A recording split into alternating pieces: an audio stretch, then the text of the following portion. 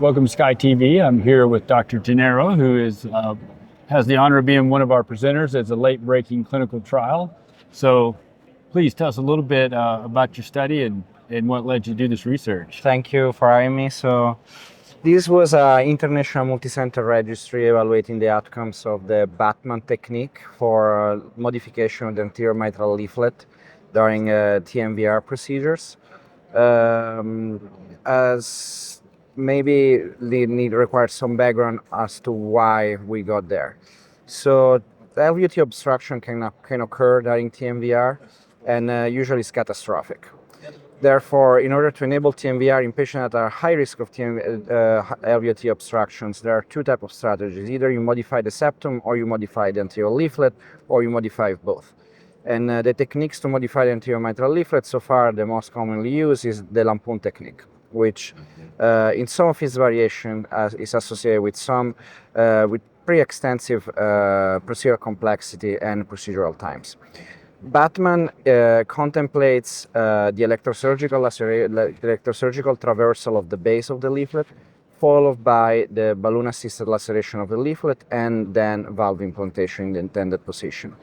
So simplifies some of the steps associated with leaflet modification. In this particular registry, we enroll patients in 12 centers in United States, Canada, and Europe.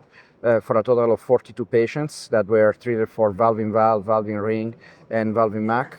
And long story short, it showed that the technique was effective in preventing LVOT obstruction in more than 90% of the cases, and adverse events occur in less than 10% of the cases.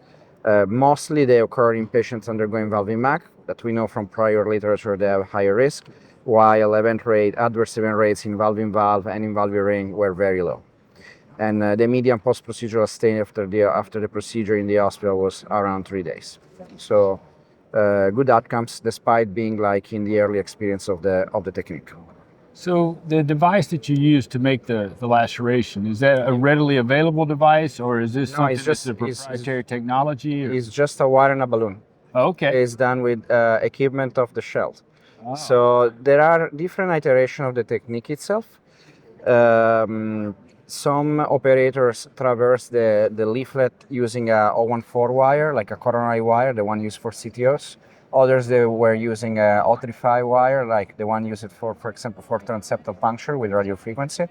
And then the laceration of the leaflet itself is performed with valvuloplasties or angioplastic balloon.